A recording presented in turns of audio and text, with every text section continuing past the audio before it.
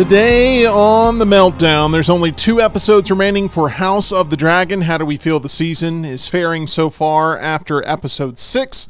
We'll give you our non-spoiler thoughts. Twisters kicked up a storm at the domestic box office this past weekend, barreling past projections. What kind of legs does this disaster flick have for the remainder of the summer season? And with the release of EA Sports College Football 25, what are John's 5 biggest takeaways from the past week of playing the game? We will find out right here on Luntz's List. It's all happening on The Meltdown, presented by MyBookie, broadcasting live from the Culver studio. 2 big boys in a tiny studio, teaching you and me about everything they know to make sound. A meltdown,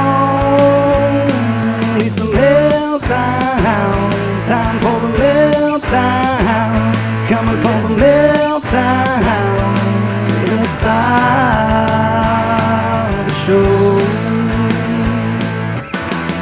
Hello and welcome in, all of you lovely Meltdonians, to this little land of Meltdonia, where we join you every single day around the campfire around 2 p.m. This week, very different than last week, as we did have our biggest week ever here on the platform. All of you were so supportive of us shifting to nights for SEC Media Days and all of our coverage of EA Sports College Football 25. We really appreciate your support. It means the world to us, but we are back this week all week long, 2 p.m. Central, 3 o'clock Eastern, back on a more normal schedule. And John, I, for one, am happy about that because I was all out of whack last week with our weird and zany schedule that we had all over the place. Yeah, we call it the primetime schedule, which is what we used to do back in the day, not come to work till noon. Are you feeling better? A little bit. I'm still a little under the weather, but I'm 80% back to normal. Okay. But yeah, no, I got sick last week, and that wasn't fun. So I'm glad to be back to a normal schedule now, waking up at a normal time and just being normal. Are you excited about House of the Dragon and how it has been trending this season? Because we just shot our spoiler-filled review, which is up on the channel right now. You can check that out after this live edition of The Meltdown if you've been watching House of the Dragon on HBO or on Max. How do you watch House of the Dragon, by the way? I assume it's Max, right? You started on your own schedule? So 8 o'clock is just past where we normally have our TV watching. We normally watch at like 6 or 7 or so. So we'll find some random cooking show to watch until then. So the good thing is we can watch until 8:05 if that's just when it happens to end, and then turn it on Max in and watch it. But by 10, I'm usually done. I typically start the show around 10 p.m. every single Sunday night because I'm making sure the little one's off to bed. I'm making sure everything's ready for the week ahead. And then I sit down and I enjoy some House of the Dragon. I'm going to miss it with only 2 weeks left. Do you like the way it's been trending so far? Do you think it's been a solid season? Do you feel like it's kept that level of quality over quantity? Overall, yes. There have been some things in it that I'm not super into, but overall, the writing on the show is good. The acting on the show is good. The cinematography of the show is good. There's really not a lot to complain about, just very nitpicky story things, but this is a story unlike the end of Game of Thrones that is written, so I know that they're not making choices just for the heck of making a choice. There's a rhyme or reason to it, so I'm going with it. One of the biggest concerns I had going into the entire series was that with it being focused basically on just one house compared to Game of Thrones where you had a buffet of houses, that it was going to become tiresome. It was going to become a little bit of going back to the same well over and over and over again until it's run dry. And it feels like there's a couple of narrative points that are going in that direction. But overall, I'm still very interested in all of these characters that have been presented a season and 3/4 in. In Game of Thrones, the world of Westeros, or whatever, the land of Westeros, is very much has been run by Targaryens over the long run of it. And where we pick up in Game of Thrones is finally after the Targaryen reign kind of ends. And in season 1, you have 2 Targaryens, and pretty quickly you get down to 1 Targaryen, and then you magically go back up to 2 Targaryens towards the end of the show, but that's it. So this is a family. This is a house that we never had a family. We never had parents and children. We never had brothers and sisters. We never really had that except for a little bit at the beginning and a little bit at the end once you found out Jon Snow was one. So it is good to see. All of the other houses had a long lineage that you could physically see the people and actually see that play out. You never really saw that with them, so I kind of am glad to see one of these houses we followed so long and getting more of that. So I'm okay with that being the one house. If it was just the Lannisters, we saw a lot of the Lannisters before. If it was just the Starks, we saw a lot of the Starks before. So that's why I'm kind of okay with it. One of our members of the watch that is back here with us after about a week and what feels like a week and a half hiatus, that is Mr. Rockstar back in the saddle with us. Rocky, so happy to have you back here. You've been enjoying House of the Dragon, right? I have, but EG made a good joke today. She said the storyline's been dragging. You remember when you didn't tell me that? Yeah. Go ahead. Okay. Good small talk around the office that never happened. Jimmy Buffett. Hey. We went to go see the concert a couple of, or I guess a week and a half ago now at this point. Got to perform at home. We never got a chance to really talk about it after the fact, with last week being as crazy as it was. Right. How was it performing at the BJCC Concert Hall yet again? I know it's a venue you performed at before, but it's always special. You had your dad in the audience. It made for a great viral moment there on Facebook. Talk a little bit about your experience from the onstage perspective, because it was very cool seeing you in your element that night, controlling the crowd the way you did. The backwards hat was not my decision. I was going to go bald. Fine with that, but it was requested by somebody. I thought it went really well. It's just I think we should have had 2 beach balls instead of 80. My mother, I took her, you knew I was taking her to this concert. She got pelted with so many beach balls. And it was it was distracting. It became about the beach balls. Yeah. It really so it should have did. been like 2 songs. I think they had them a little too long. Maybe for a song, hey, let's do this for this song, and then let's take them back. But like, no, because I'd look out there, I'm like going, guys, it is mass chaos out there. Like, it's like people are, like former athletes, they're trying to show how strong they are by spiking it, and then there's like a 65. There was one guy in the balcony back from Tim that just kept screaming. He was like at the front of the balcony, but screaming at everybody down there saying, hey, the balls aren't just yours. We need them up here too, basically. And every time I come out there, and then he instantly knock it back down. And it's like, just let the people down there play with it then, because it's like, the whole thing was, I want it up here so I can knock it back down to you. And it was screaming, and it was so much. We picked the perfect seats right under the balcony to where if you were going to hit it, you hit it up to the balcony and not to us. So we never got to hit the beach ball, but the big ball was another problem for us, because I remember Patrick, one of our guitarists, he has this huge pedal board with like 12 pedals.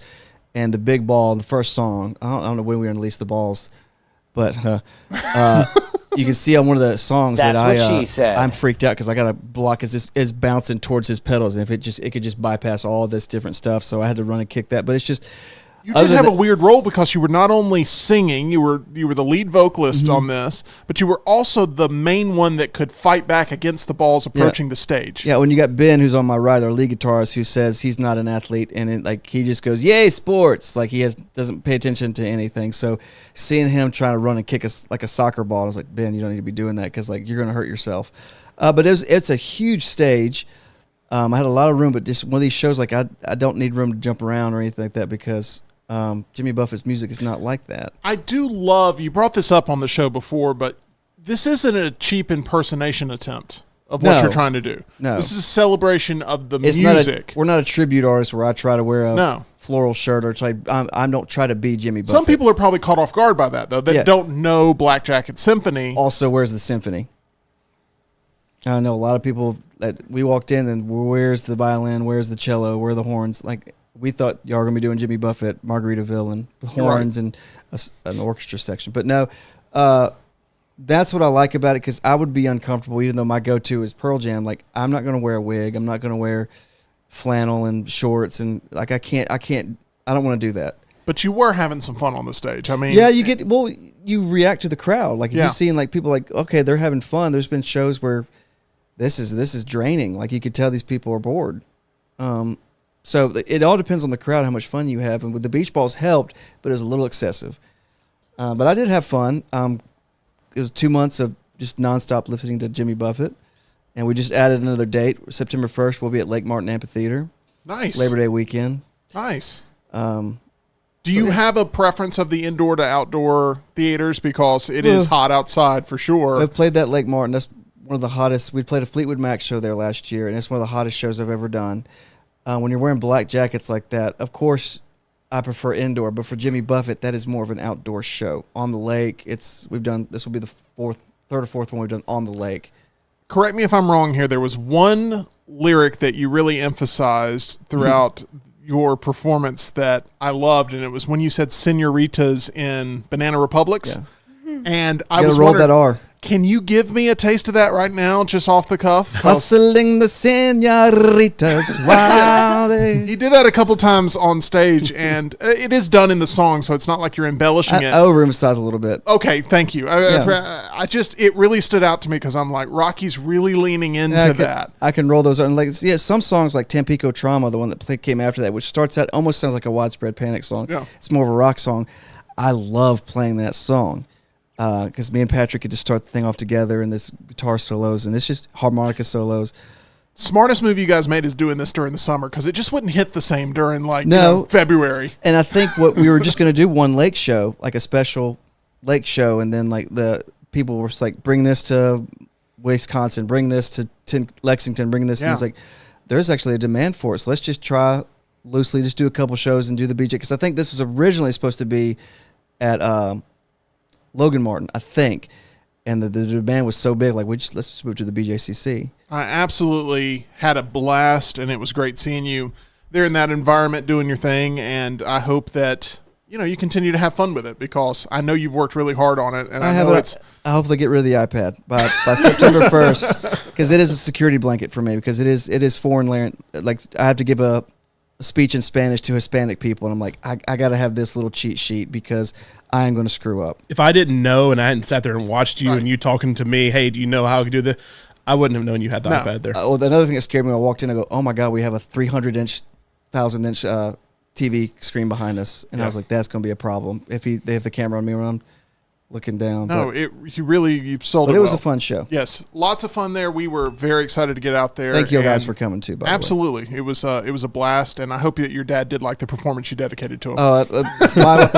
My wife. She was sitting next to him. She did so well. She had a digital camera that I was like, these are the songs I want you to film, and I didn't tell anybody that I was going to do this for my dad. I told my wife, and so she got the camera.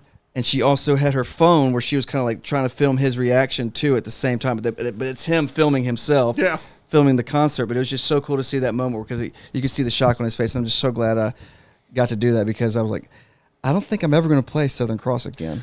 Well, my mom has not stopped talking about that concert ever since we went. And I hope at some point I can bring this back up again naturally. Yes. And I will bring the video to John so he can put up the video of her dodging. The worst was not her dodging the actual beach ball. It was the person next to her that was obsessed with the beach balls, like a cat. That wants part of the action. It's just like, stop drawing attention to us. Like, let it be. She fell backwards trying to do the beach ball, and I got it on camera. So I'm sure she'd love to have the public see that. It'll be really great. We'll expose her to the world. We've got Tyler here with us. Tyler, have you recovered after what was some late gaming sessions last week here on the Meltdown? Some long days for sure with all the TNR coverage out of Dallas. No, because that extended into the weekend. Yeah, ended up, hold on, I've got to interrupt because John, he ends up this week almost like a wounded animal playing college football, right? I mean, It was pretty intense. You can go back and watch the footage for yourself. I won't make any more accusations. But he then decides, I'm going to buy the game and play it all weekend long. And I respect that level of dedication. But Tyler, you're doing it to yourself. You know that, right? Oh, yeah. I'm at this point, I'm only playing it so I just don't get my teeth kicked in again when we play it in here. Well, good. Do you feel like that you're making progress in amping up your game a little bit? I hope so. I feel like I've hit a little bit of a wall where I'm starting to pick up some ways to set up the defense and ways to read the offense and adjust to it. But then all that progress just it looks like nothing. Because I keep trying to implement all those techniques, and it just results in big plays. Tyler, you're still the only person to have defeated me on a stream thus far in college football, 25. And I have a feeling that if we play more games on the stream and if the game doesn't crash, John will soon be able to join that mountaintop with you. So I can't wait to play FIFA this week. There you go. We've got our very own EG, who's been trying to head over to see some golf with the Masters, but has not been successful. You seem very just absolutely flustered by it. I know I am because, I guess a month ago, the application opens. So if you don't have badges, and my family's badges were not taken away, but became obsolete when the badge holder passes. So now we have to do the lottery every year, and it opens June 1st. And today the email got sent out if you were selected, and no one in my family has been selected. You Georgia people in your lotteries. I know. That's just, I know. it's just your thing, right? Yeah. So all that to say, though, I'm still in a great mood because I'm back with you guys. Okay. You and tickets don't get along. What is it about ticketed I events don't where know. I don't know. But These I've- real tickets, though, right? Oh, yes, yes. I've broken the news that I'm going, to right? Taylor Swift? Yeah, on the Yes, show. in London. In London, yeah, a month Oh. away. Yeah, probably. Yeah, she was in here earlier and she said, "Oh, it's going to be chilly in London." Oh my gosh! And I was like, "EG, what are you doing?" And you admitted, like, No, I said that was like, it was a little bit of a humble brag. yeah, that was a humble, like, oh, it's gonna be so cold in London next month. And then she started talking in a British accent, which nobody asked for, but No, that's not how that story went. that You is said- not how that went. I'm you going to said, be honest. I was embellishing. I bet you talk in an English accent to see if you can pass over there. Yeah. And I said, no, because my teeth give me away. And then I also said, well, all of our teeth would give us away. That's true. Then I followed it up with, I love being an American citizen, USA. This is a great time to remind you about Alabama Dental Associates, as they are prepared to make sure that you are not looking like a Londoner. Visit them over on Grants Mill Road. Dr. Jeff and Dr. Brian, who you see right there with those big smiles, they are ready to take care of you with the friendliest staff in town at Alabama Dental Associates. They're accepting new patients now if you've been putting off your dental cleanings. If you're looking to get into a better routine where they're going to keep you up to date on everything that you need to know when it comes to all of your upcoming dental procedures, they've got a great notification system for sure. Make sure you give them a call, 205-956-8977. That's 956-8977, or visit alabamadental.com, where they look forward to seeing you.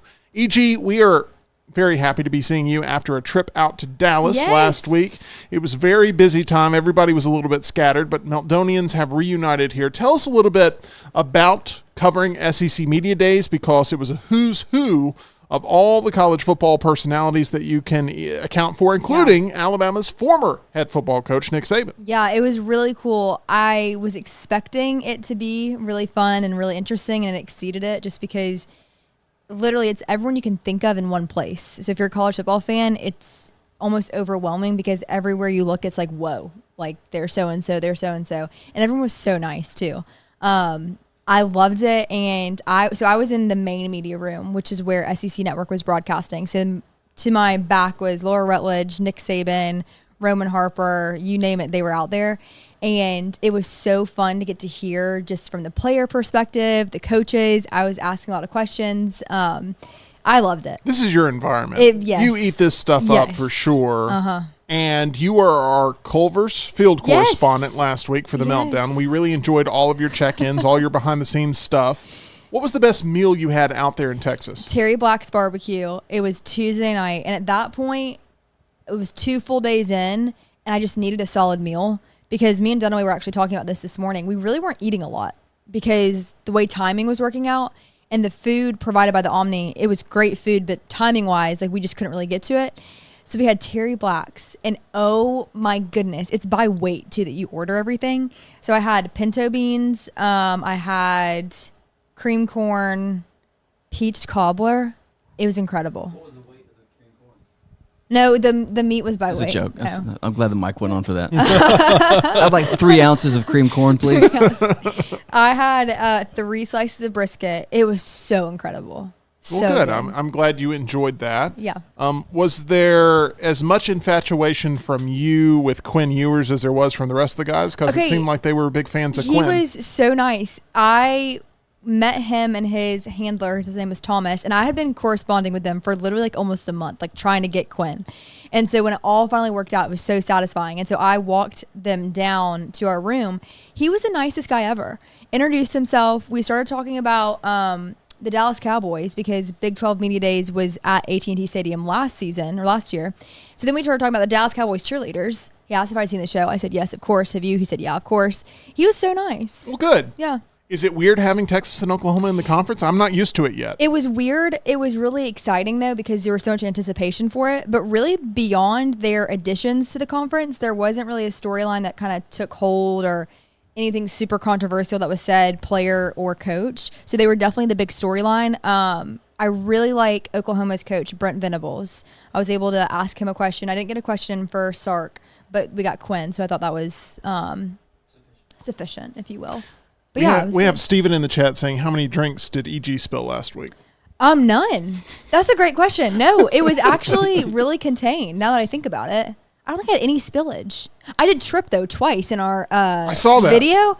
I was like, what the heck? I tripped over some metal rod, and then the sidewalk was a little shaky. But it felt like instead of getting help, it felt like you were laughed at. Yeah, I was. I got it on tape, too, in case anyone wants to argue me on that. Okay. It was. Did you guys like, real quick, before we move on, day 2, the handwritten credits? Try to make it look like Star Wars. Well, it didn't. I didn't get the Star Wars vibe because Oh, I did a little bit at the beginning. Yeah, because it kind of started and kind of went up. Yeah. I was Yeah. going to make the joke because it was actually good to watch compared to the Acolyte. That's what I was going to say. But I got cut I'll off. cut you off. I had to be a little creative there because I realized I forgot to film the intro and outro. Yeah, you wrote in there something about having retainers. That Yeah, I had my ended up- Invisalign in, so I would have had a lisp. Yeah. Alabama Dental Associates. They're your friends. Okay, let's.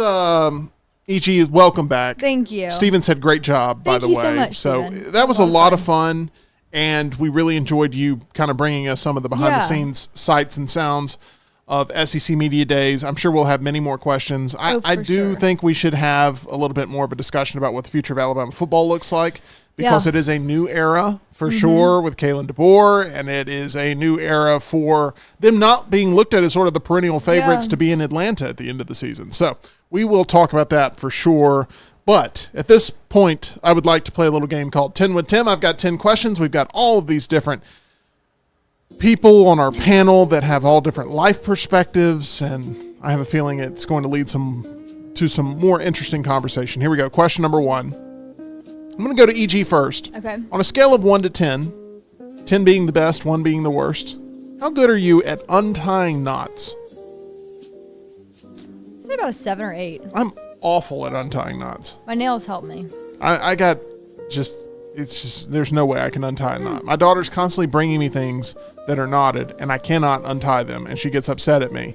And I lose respect from her every single time. Tell her to stop getting things in a nut. That should be the lesson there. Tyler, scale of 1 to 10, how good are you at untying knots? I would say I'm also probably 8 to 9. Nice. Every year, my dad would hand me the Christmas lights, and it would be like Christmas Vacation, where they're just all tangled up, and he'd be like, untangle these for me. And yeah, I'd have to get to work on that. Nice. Nicely done there, Tyler. Like the life story added in. Rockstar, how good are you at untying knots? I'm going to say an 8 or a 9 because I'm persistent. You guys are great. Because, no, I'm not saying I'm good at it. I'm just persistent. You will not give up. I will not let it win. Are you that type with like a Rubik's Cube? No. You'll give up I'm real quick on terrible that. with a Rubik's Cube, but with a knot, because I know it's solvable. Got it. Rubik's Cube is not solvable to me. Okay. For a knot, it's just like, if it's tiny, small and tiny and tight, it's just like, I'm not going to let it win. I'll get fingernail clippers, the little toenail cleaner part, and I'll just stick it in. I'm like, I'm not letting it win. I believe you, okay? Yeah, I hate knots. I believe you. Put the weapon down. Yeah. John, how good are you at untying knots? I assume you're going to be worse than them 3. I'll probably put myself at about a 6. So technically worse than them, but not much. Okay. Next question. John, do you think the Olympics will ever feel as important as they used to feel? Or do you feel like they're just as important today as they were in 96 when they were running the torch through the town? No. I still think they're very important. I still think most people look at them as important, but it's not. This isn't going to make sense, but because it's more consumable, people don't consume it as much. Because it doesn't feel like an event, because you have to like You don't have to crowd around the TV to watch it. Yeah. Like Paris is at a different time, so we will watch when things are in Europe or Asia or something. NBC will stop it until they won't show it a lot of times until the next night where you already know what happens. You can watch it online, and I probably will watch more things online or on YouTube TV when it's live, but it seems less important because of that. They're James, even showing it at AMC theaters now. They are. they are. Cool. James says no, the Olympics will not. Smuff says no, Olympics are not interesting at all. Brian Pavlik, never. Nothing beats in Century Park hearing the news that Carrie Strug landed the vault. Ooh. And then you have Steven saying Michael Phelps and Usain Bolt was peak Olympics. And then you have Jay saying, man, I like the Olympics. What's going on here? You have Charles saying they're important, but it gets lost in the noise of everything else. Plus, you know the results. E.g., will the Olympics ever be as important as they used to feel? I love the Olympics a lot, but I do agree with Lunsford that it's so easily accessible that it doesn't feel as much of an event. And I feel like it's not hyped up to be an event because there are so many events each year. You're good. I just don't want to lose any of your vocal range. Thank you. So, I don't know, it's kind of sad to me. But I think what's helping is that there are such dominant athletes right now. For example, Simone Biles. I really hope she does well. Have y'all seen the documentary on her? On Netflix? No. I've seen the documentary about the cover-up with the doctor. No, and this what one, happened. I think this one just came out. But it was funny, Pavlik brought up Carrie, and it showed that clip of her landing that vault and how at the time it was viewed as like so like insane, like go girl, you did it. But now like looking back, it's like, wow, like what gymnasts were asked to do. And now, you know, the conversation has shifted. But I don't think it'll ever feel like it used to. But I think that's with everything. Tyler, feel the same way? Just not going to be as important Yeah. this time around as it has been in previous decades? I agree with Charles. It gets lost in the noise of everything else. But that being said, I feel like it holds the same importance now as it used to for me. You going to go watch it on the big screen? Not at AMC, no. I'll watch an event here or there at my house, but I don't. I feel like that's going to be a lot of empty theaters. And I may be wrong. There may be people that are willing to go pay to go out of their way to watch it on the big screen, but I just don't think it's going to lead to... It's one of those things like watching a football game. It would be cool, but I'm not going to go out of my way to go do that. I can just stay at home and watch it. I watched the NBA All-Star Game 15 years ago at the theater, and it was one of the coolest events I'd ever been. It was a packed house. It was in 3D. It was awesome. It was the All-Star Saturday night where they did the three-point contest, the dunk contest, skills challenge, all that stuff, and it was so much fun. But I just don't think I'm going to make it there for the Olympics. Rockstar, the Olympics, will they ever get back to being as important as they were when we were kids? No, and one of the main reasons, a lot of people didn't say this, you know, when every time there's an Olympics, it's an election year. Every single time. So it drains out the noise. That too, but it's also like everything's so accessible that you don't really. I remember in '92 we had to get the triple cast. I guess I'm older than all you guys. There was a special cable box called the triple cast that you had to pay for. You had 3 different channels for 3. This is when Dan and Dave were supposed to race, and Dan didn't qualify. And you actually got to watch the Dream Team, but you had to have this special cable box. Where was it Barcelona '92? Sure. But you had to have that, where you had to have this special cable box to go for these. You had 3 extra channels to watch consistent. So I just remember and I was super hyped then. But I'll look at it, but I'm not going to be, oh, damn it, I missed gymnastics. Or I missed the pool stuff. There will be a future Lunz's list, so don't spoil it here, of what your 5 favorite Olympics events are for the Summer Olympics. So that'll be coming up soon, and we will get to that. Question number 3, what is the absolute best item, Rockstar, to put melted cheese on? What is the absolute best item, food item, to put melted cheese on? Tortilla chips. John? Beef. E.G.? Tortilla chips. You going to make it on an almost sweep here, Tyler? Tortilla chips. Meat, man. Come on. Like, Yeah. you can't Nice put meat on the nacho. chips, too. But Beef and cheese is a good thing. beef and cheese is a good thing. I mean, some melted cheese on a burger, on Yeah. steak, on Like a burrito. anything. I mean, any Mexican food. I mean, yeah. Jace asks, have y'all ever had a slice of cheese on an apple pie? I've seen that in I a have- movie, I have so seen I that know before. it's a thing that exists, but I've just never thought to do it or wanted to do A it. slice of apple with like a little piece of cheddar cheese. It's nice. I just don't like apple pie, so no. Oh, I do like apple pie, but I don't want melted cheese I'm not on mixing it. fruits and cheeses. That's not what I'm All doing. right. Okay, question number 4. Tyler, if you were going to be stranded on an island for at least the next 5 years, At least. at Oh. least the next 5 years, Least. and you could take one fictional character out to the island with you, who would you choose?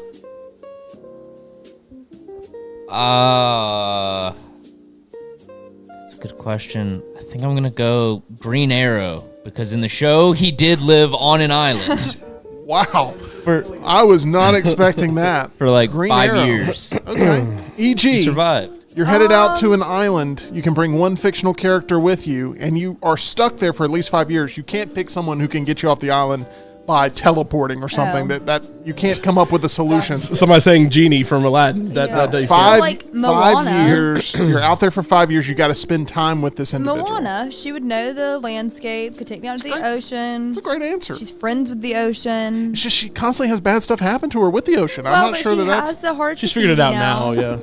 Yeah. Moana 2, though, may change that. Yeah, either Moana or Harry Potter. I'd like to pick his brain about Hogwarts. So you pick Moana over Harry Potter in that setting? Yeah, it's if it's an island. Okay, that makes sense. John, which fictional character are you choosing? MacGyver. Ah, smart. Brilliant. Because it's going to make life out there a lot better. A lot easier, yeah. See, some would be like, well, Tom Hanks from Castaway. MacGyver would be, that's who. A lot better. That's who Tom Hanks would have chosen from Correct. Castaway. You would have Correct. chosen MacGyver. Yeah. All right, Rocky. You took my answer, so I'll do MacGruber.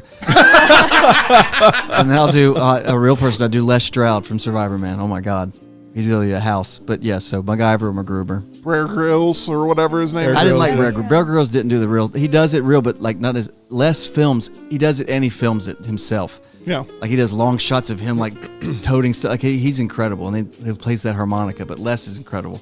John, what percentage of the time after entering a gas station do you end up walking out with some sort of candy, soda, or snack? Some sort of purchase from inside the convenience store. How often after walking in, what percentage of the time do you actually walk out with an item that you've purchased? 95% of the time.